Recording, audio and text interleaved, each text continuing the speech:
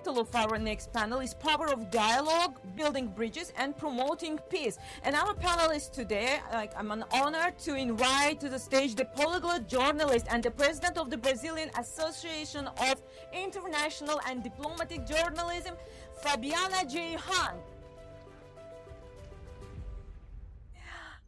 I would like to invite to the stage also Dr. Durdana Balaksheva, a professor of physics and at South Methodist University. Wow. Dr. Müjgan Nazarova from the Library of Congress and founder of the Azerbaijani Library Development Association. And guiding this conversation is our moderator, the beautiful lady in the beautiful dress, is Nigar Shekhsafieva. Yeah, it is correct. Best of luck. Thank you. It's a real privilege for me today to moderate, especially this panel about power of dialogue.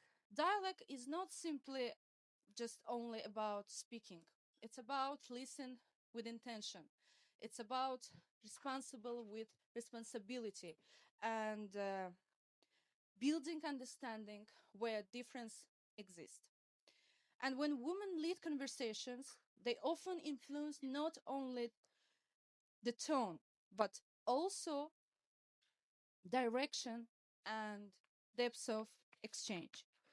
Today, we will explore how dialogue operates within institutions, science, media, and also diaspora communities, and how women contribute to sustaining thoughtful, looking forward engagement across professional and cultural spaces.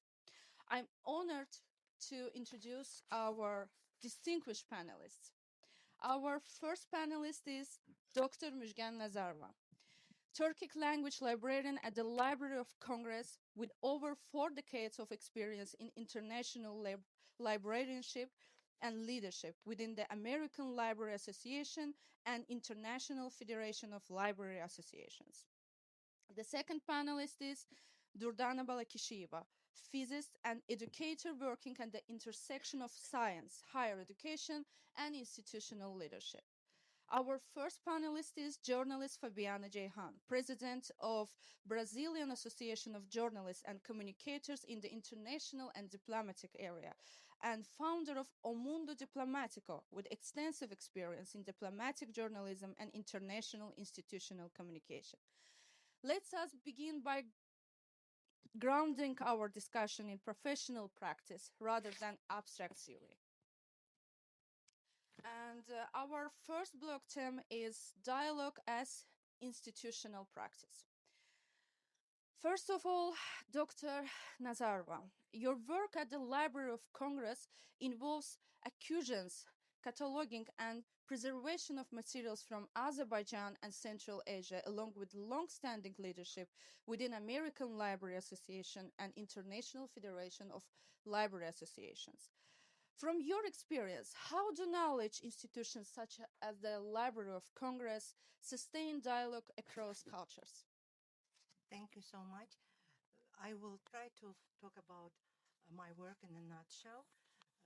You're absolutely right. I'm responsible for cataloging and acquisitions of Azerbaijani and Central Asian materials, Turkic materials as a whole, including small nations of Russia, at the Library of Congress.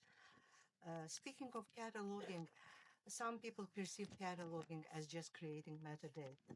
It is just beyond that, because while describing bibliographic records, describing the book, we also do a lot of research and create authority records and subject headings. And this is like the main important piece of our work, because through creating these name authority headings for names, and it doesn't matter if it is prominent name or just, a newly established poet, for corporate headings, the organizations, Azerbaijani organizations, Central Asian organizations, which are not very, familiar to the patrons and researchers, as well as creating geographical names, archaeological site names, which all these name authority records, they are entered into the database, authorities database of the Library of Congress, which is very authoritative database and which is used by the catalogers around the country and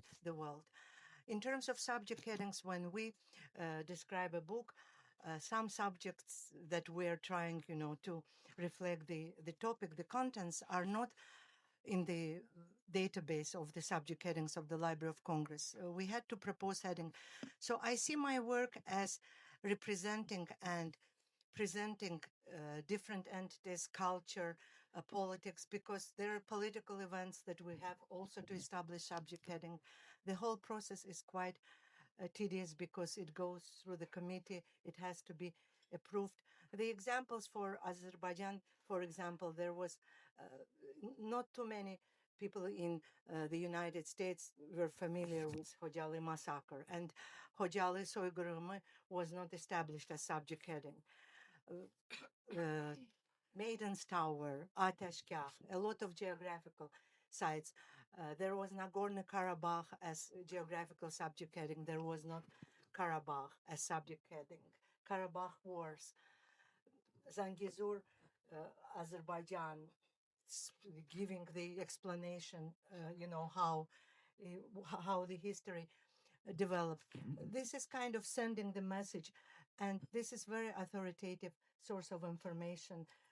Yes, Wikidata exists. There is a lot. You can Google. There's AI, but the information in the Library of Congress Authority file stays for eternity.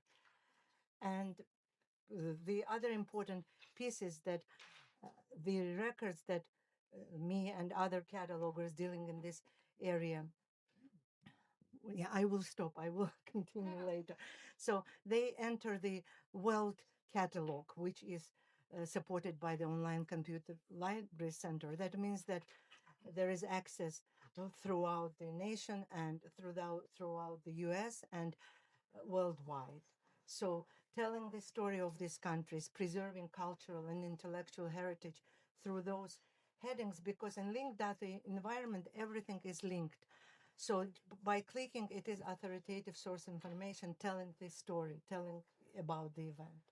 I hope it answers your question.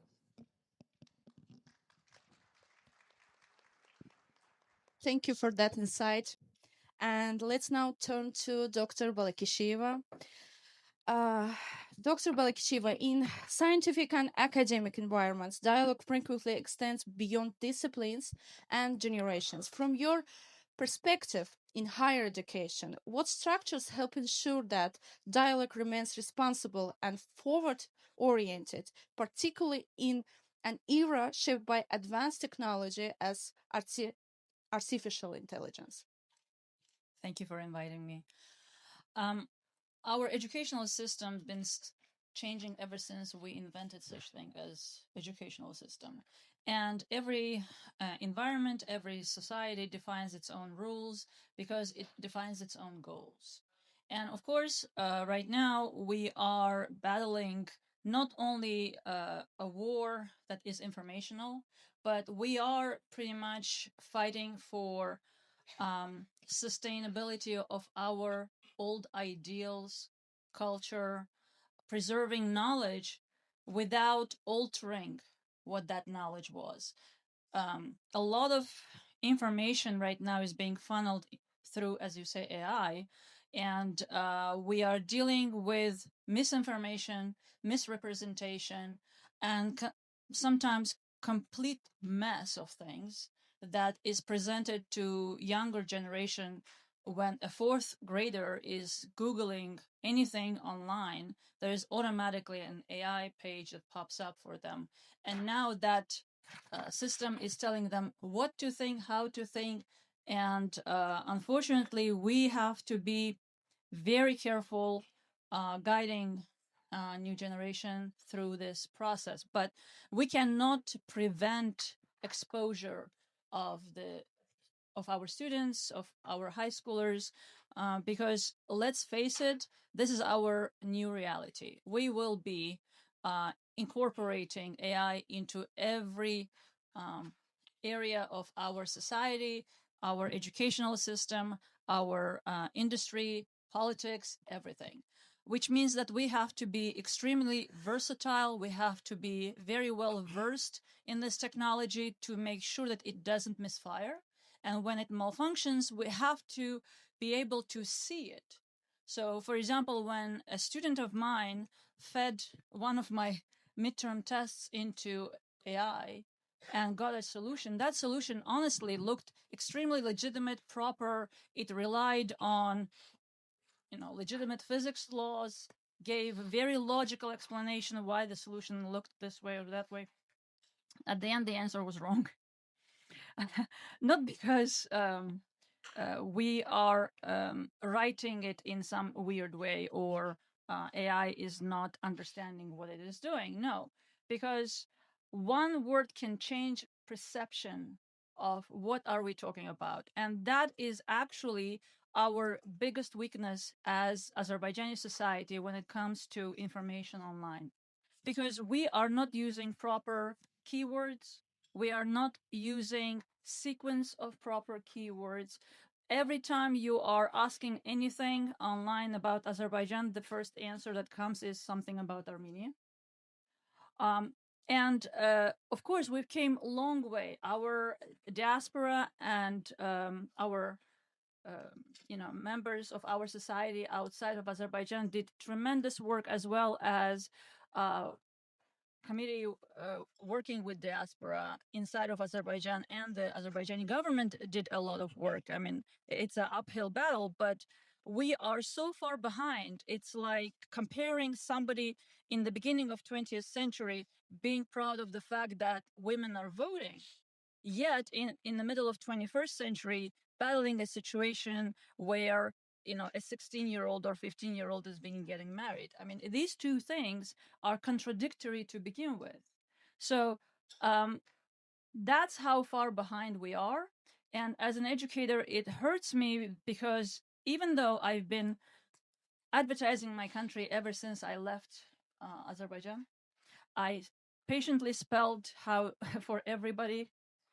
First thing in Italy, where banks didn't even know Azerbaijan exists.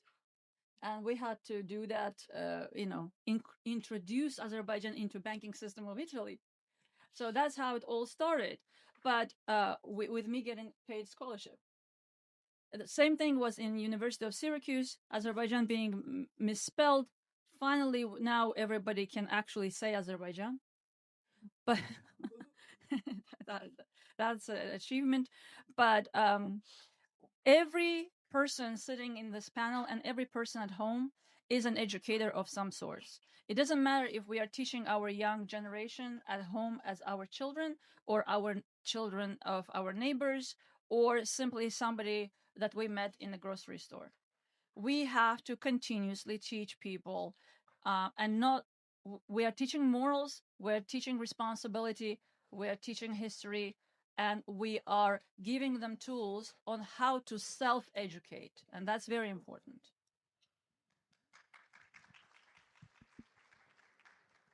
Thank you for sharing that perspectives. Let's now turn to Ms. Jehan. Ms. Jehan, through O Mundo Diplomatico and your coverage of global summits and diplomatic institutions, you work at the intersection of media and public discourse. How does responsible journalism safeguard from misinformation and simplification? And what narrative approaches allow media to contribute constructively to professional and civic engagement? All right, thank you so much, everyone. Sorry. I have a bit of flu here, Washington. It's very cold for me. I come from Brazil. It's South America. It's a tropical weather, as you all know. But I would like to thank you all, Azerbaijani friends, especially the diaspora in Lala, for having me here, because I feel myself a part of Azerbaijani history. I was the first journalist of the all over the world to visit Karabakh. And there was not a visit as you think. It was a very difficult time. They were mining there. There was just a few days that Karabakh was liberated. So not everyone would go there. Me, thank you. And me as a woman, you know, I have 3 children. I left home and I said, no, I want to do this. I tell you why. Because I was married with a Turkish, so I have Turkish kids and I have a Turkish surname. And in Turkey, of course, I have many Azerbaijani friends. But when I went back to Brazil, I noticed that there was something against this Turkish surname that I have. I could not understand why. And I found out that because of some problem between Armenia and Azerbaijan. So I started to study Azerbaijan. It encouraged me to study Azerbaijan. And one of this information that I heard about Azerbaijan is that people in Brazil, you see, Brazil is a 200 million people country. People didn't know that that land, Karabakh, belonged to Azerbaijan, recognized by the Security Council of the United Nations. So I started to study Azerbaijan, and I was this journalist to visit there in a very hard time. We went to Adhan, we went to Shusha. There was nothing there, no airport, no roads. So it was a good time in my career. So since then, it was back in 2020. Since then, Azerbaijan is a dear country to me, and I see yourself as sisters and brothers. I tell you from my heart. About responsive journalists, I wrote some words down here because English is not my native language, so I don't want to make spelling mistakes or mistakes at all. Responsible journalism plays a crucial role in protecting public dialogue from disinformation and oversimplification, especially in areas such as international relations, diplomacy, and global governance, where issues are complex and easily distorted. Actually, journalists are the key for combat disinformation, and I did this role in Brazil when we talk about Karabakh. My experiences covering news from all over the world shows that journalists make much less mistakes than others. The problem all over the world are not the journalists. The problem is, this is my opinion, can be controversial, but the problem is the social media. The free platforms of most of the fake news can come out without any regulation. So it's also a battle for us in Brazil. We're trying to regulate social medias because real journalists, they work on verification and source transparency, on rigorous facts checking, multiple independent sources, and transparencies about evidences. By clearly distinguishing facts, analysis, and opinion, journalists prevent misleading narratives from blending into legitimate reporting. Disinformation often works by presenting isolated facts without context. So, in my opinion, journalists, they are the real people who can save this disinformation world. And as we spoke about this subject, combat disinformation in the G20 back in Rio, all the countries are facing this problem. It's not a problem of Brazil, of Azerbaijan, of America. No, all the countries reported disinformation based in political influences. So as a journalist, independent, we have to fight for this, and journalism play a very important role in this world, combating the disinformation and bringing responsible information for the public. Thank you for your important observation. And what emerges from this perspective is that the dialogue is rarely incidental. It's cultivated, maintained, and supported through professional standards and institutional care. And now let's turn to move to our second block. Our second block is about women leading complex conversations. Before continuing, I would like to briefly focus on leadership. In many professional environments, leadership is often associated with strategy or technical expertise, yet dialogue also depends on relational intelligence, I think. Dr. Balakisheva, how can women navigate male-centric institutional frameworks to maintain scientific rigor while simultaneously redefining leadership and success metrics? I have to say that myself, I am an exception to usual rule. Girls are often told, don't go into math and science because that's too hard. Even when they do go into math and science, then they say, stay within theoretical world of that area. Do not dive into experiment because why get your hands dirty? I was told to myself many times. Then you are, even after you defy all these advices, you show up in the institution that now sees you as an exception, not a rule. And then you are constantly having to prove yourself that you're as good as others. And who are you comparing yourself to is the majority of the team, which is male-dominated. And as I said, I was an exception because I never heard, don't do it. I never heard, this is hard, this is easy. There was no such thing in my family. Maybe because every woman in my family had a PhD, I don't know. But men gladly cleaned dishes when woman was at work, so that's another thing, right? But that is not the story of most women that I meet, unfortunately. And I think if we stop telling our little girls what's hard, what's easy, let's not define it for boys either. There shouldn't be a definition hard and easy. There is only what you can do, what you cannot do. And what you cannot do very often is not because you're incapable, but because maybe right now it's not the right time. So when we allow freedom of thought, freedom of decision making, I think people will find their way and they will do very well if you let them. Now, every mentor I had in my life was a man, and every mentor that helped me always helped me as a scientist, not as a woman who needed help.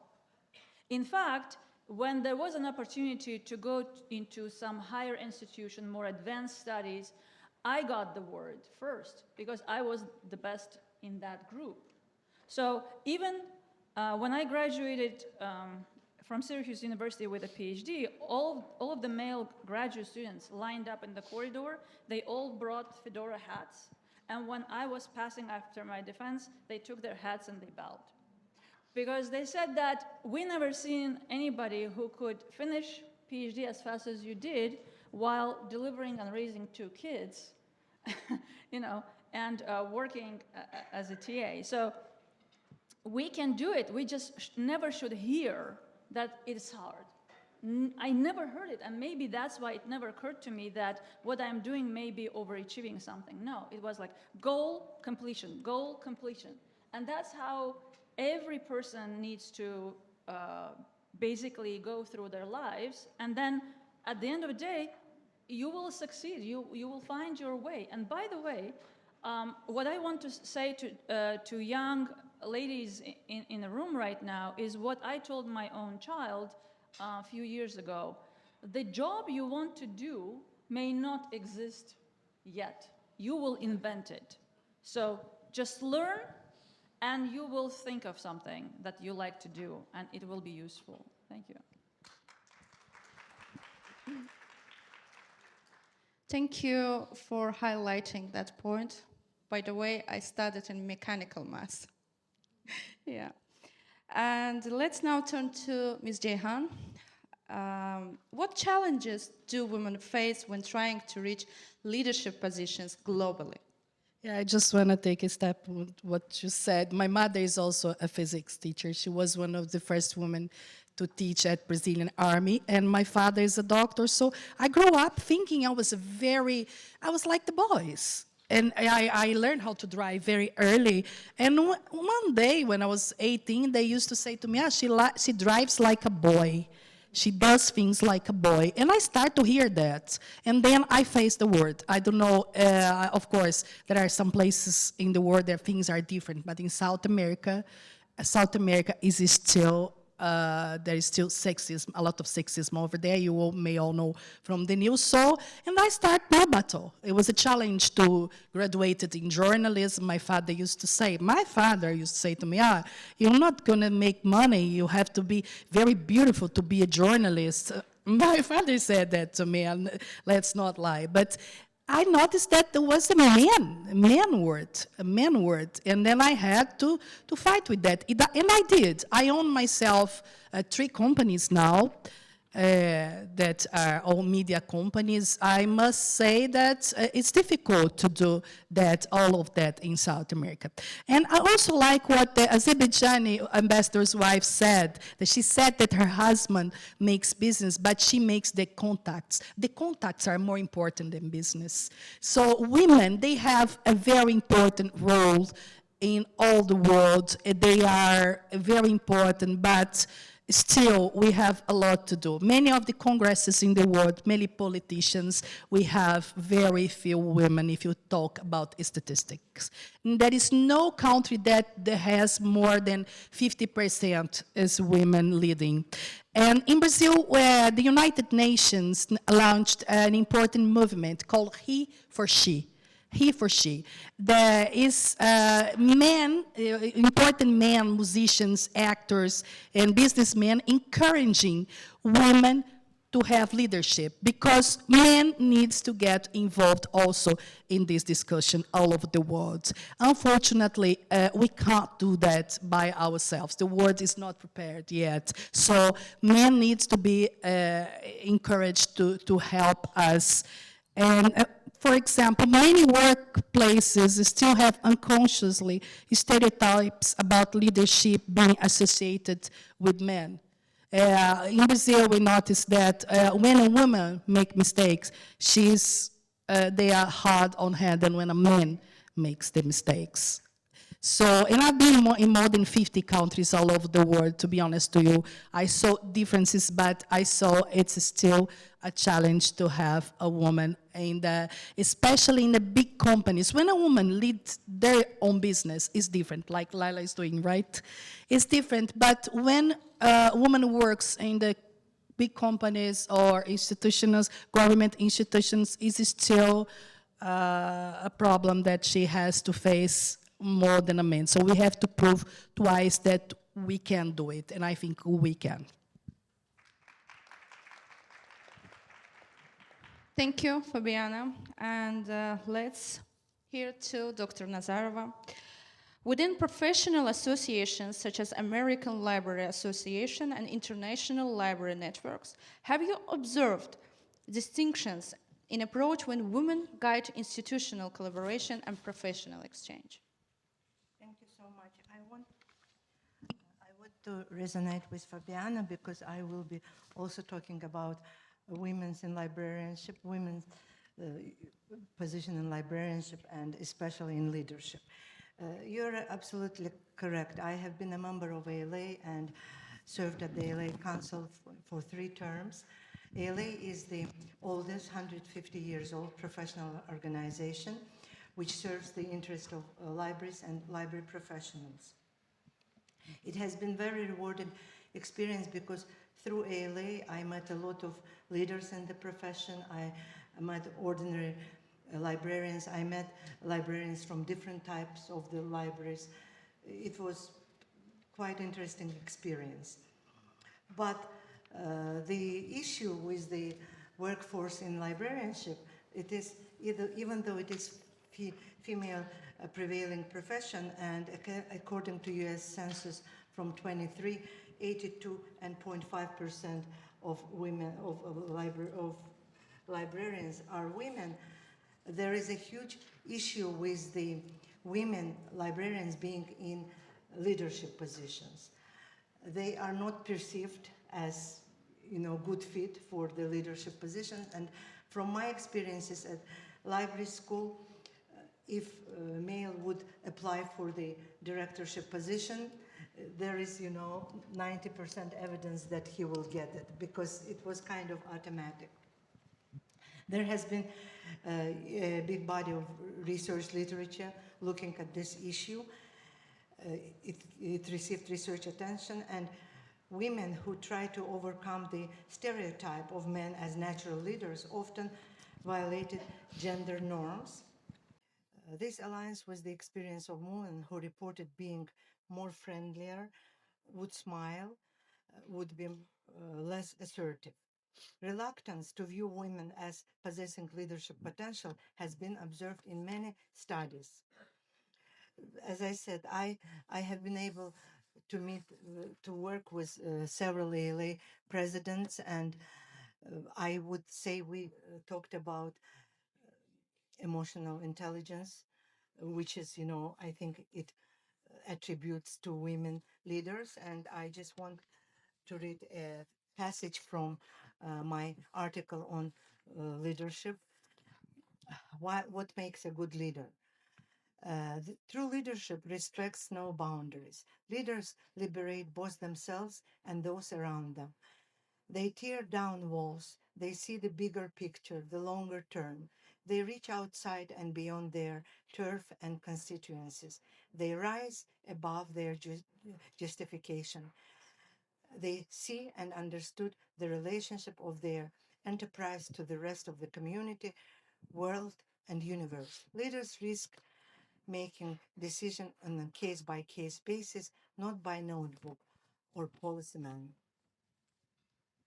Thank you. And let me to highlight something as a final of our second block. We can say that dialogue is not defined solely by expertise, but by how that expertise is exercised in relation to others. Thank you. And let now move to our final theme. It's diaspora, narrative, and responsibility. Ms. Jehan, you have reported from a range of international contexts, including G20 summits, and have worked across diverse cultural environments. From your perspective, what does responsible storytelling look like when the goal is to support long-term trust and constructive engagement? Which narrative choices are most significant in complex global settings? Yeah, connecting global issues to individual experiences. Diplomats, communities affected by policy, decision, or civil society actors helps audiences related emotionally while still understanding structural dynamics. So we have to first understand the complex, understand the situations, understand everything, and then show our opinion or emotional ideas about that, because the things are real complex. The world is real complex. The countries, if you talk to some countries, they have their own rights, they have their own ideas. If you talk to the other side, they have their own ideas. So you must have dialogue-orientated formats like roundtables, moderated debates, and audience engagement formats can transform the world from one-way broadcast into a platform from deliberation where diverse point of views are presented with evidence and civility. In a sense, I think journalism play a big role in all of this because all the news comes from journalists. So responsible journalism protects democratic dialogue by prioritizing verification, context, and nuance, while constructive storytelling methods, explanatory, solution-focused, and human-centered, enable the media to move beyond simply reporting events to facilitate informed civic engagement. So, and I'd like to finish. I'm sorry, I don't like to read, but as I told you, English is not my native language, so I don't want to make mistakes. Usually I talk on my Portuguese native language and I talk a lot. But I would like to finish that with the word of an American man, Charles Chaplin. He said, more than machines, we need humanity. So we need humanity to analyze all the world contexts of wars, of peace, and everything, and being real talking the truth as a journalist. This is very important to me. So it's what I did in Brazil while there was no Azerbaijani there. And I read in English. I can read in English very well. So in Turkish also. So I was reading the news. I saw, wow, but things are wrong here. News are coming in the wrong way here. Somebody is manipulating this news. So I had the courage to go against many things. And then back to 2020, I took 50 journalists to the embassy of Azerbaijan to hear the Azerbaijani side of the history. And it worked very well. And I must say that I'm very glad that you have Karabakh back, you have Shusha back. I know it's a very important place for you. When I was there was a diplomat, an Azerbaijani diplomat. He was with me. He took the land of Shusha, put in a box, and took back to the bus, took back to Baku. On that time, I understood how that land is important to you. And I am sure that I'm standing on the right side of the history. Thank you.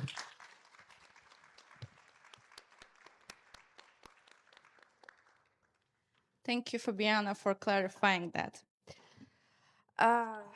Let's now turn to both of you, Dr. Nazarova and Dr. Balakisheva.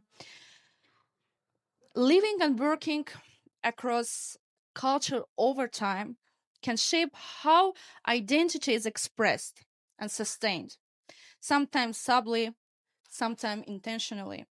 Professional dialogue often grows stronger when individuals remain connected to their cultural foundation while engaging openly with the wider world.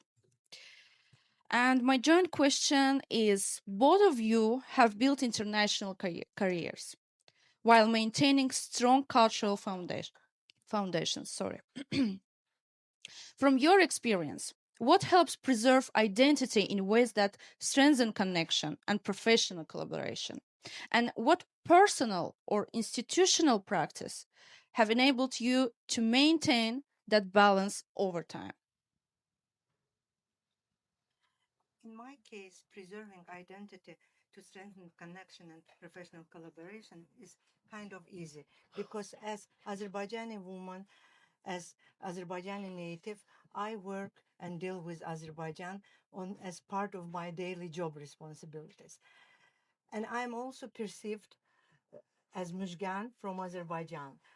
And for the last 20 years, I first started cataloging books on Azerbaijan and Central Asia and Eurasia as working on the Google digitization project at the University of Illinois Urbana-Champaign. So for 20 years, I gained certain experience and respect in the circle, in the community of practice, people dealing. So both in the library and in the professional world, people come to me, again, as Mujgan from Azerbaijan, to any, issues they have.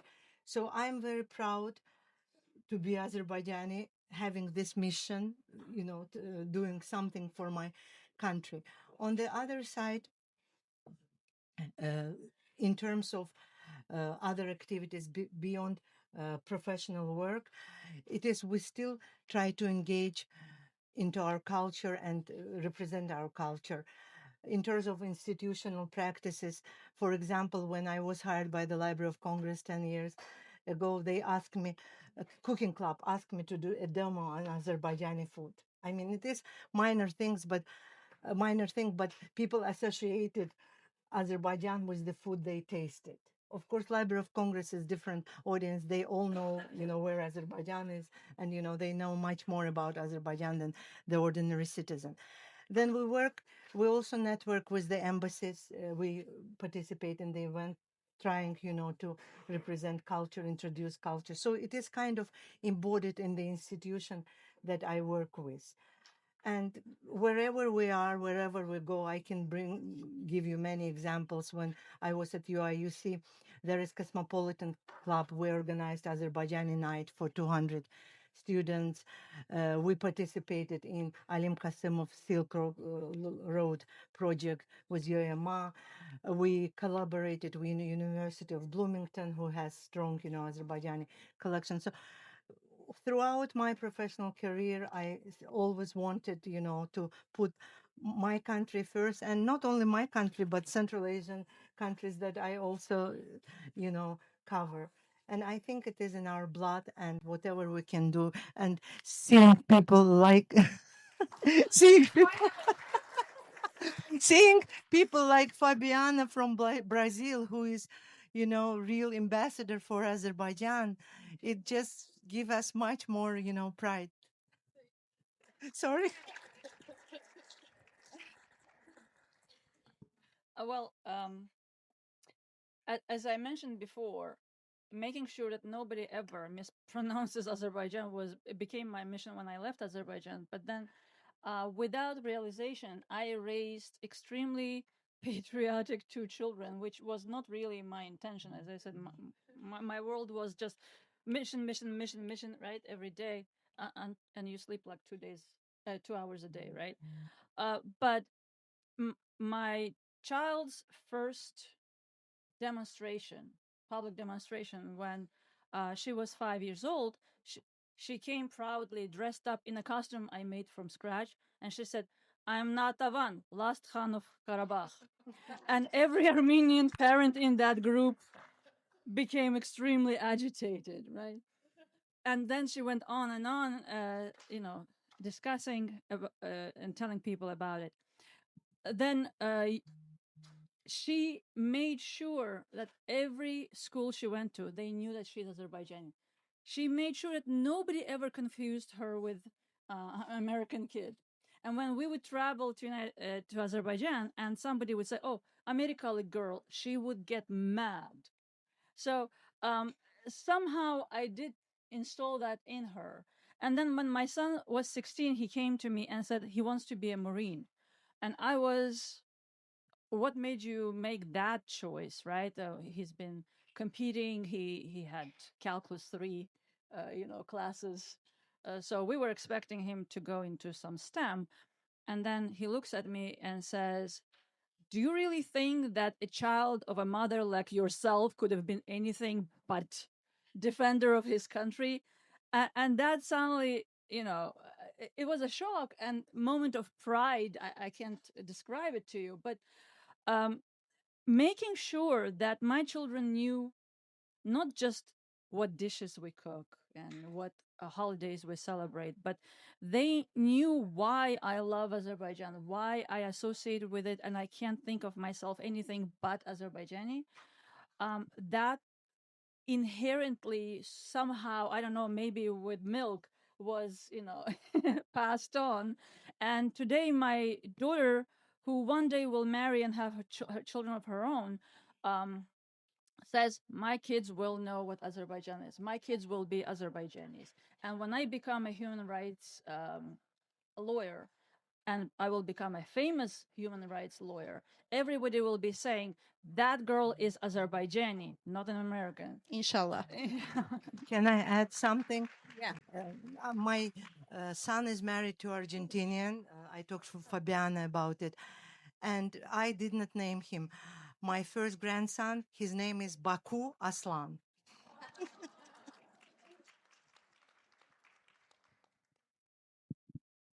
Thank you very much. And we now welcome questions from the audience. If you have any, please.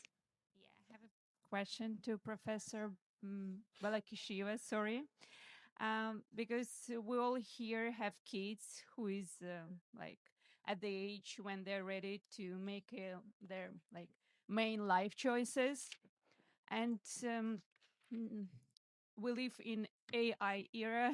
So maybe you have any recommendations about future professions where to, if they want to um, follow their STEM or math, I don't know, like interests, like where to direct them, like what will be the best direction right now, because it's really hard to make this choice. Because me personally, my son, he's 16, and we're trying to find the right field for him because he's really into STEM and math.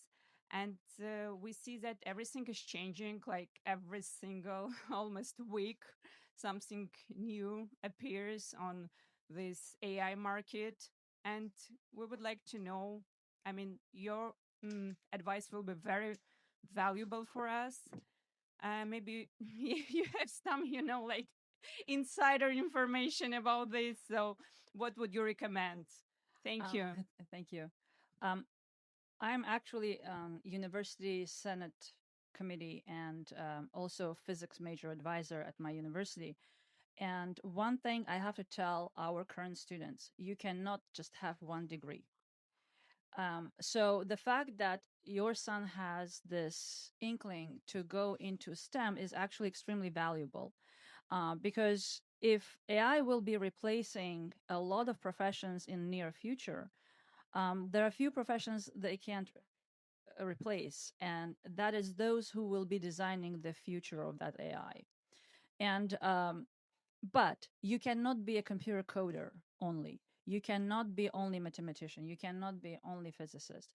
So we are all now raising future cosmonauts. Remember how in old times they all had to have multiple professions and be extremely capable and able to do a lot of tasks at the same time, for example, on the space station. Our current generation has to be raised exactly like that, because nobody will be hired to perform one task. We will be all multitasking, multifaceted professionals.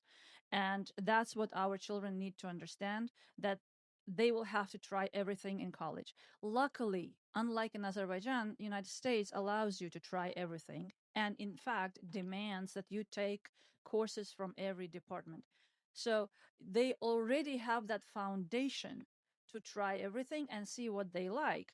And by the way, the new professions are emerging every single day. So just like my daughter had to invent profession for herself and go for it, your son will be doing that exactly same thing, except at her time, that was a novelty. She heard that from me for the first time. Now I'm saying that to all of our students. They have to come up with a job that they want to do, but to do that, they have to go to college. They have to try many things. They have to find out what they're gifted, and it's not about math. Thank you. Maybe other questions? No. Dialogue is not a single event. It's a sustained professional and human practice. It lives in institutions, classrooms, media platforms, and diaspora communities. True dialogue requires not only knowledge, but responsibility, which the responsibility to listen, to understand, and sometimes to rethink our own assumptions. As someone whose roots come from Azerbaijan, a culture historically shaped by the crossroads of civilizations, and speaking today among colleagues from Brazil, Europe, Central Asia, and many other parts of the world, I have long believed that dialogue is not simply a diplomatic tool. It's a way of building trust across differences. When women lead conversations with clarity, professionalism, and responsibility, dialogue becomes more than exchange of conversation. It becomes progress. Thank you.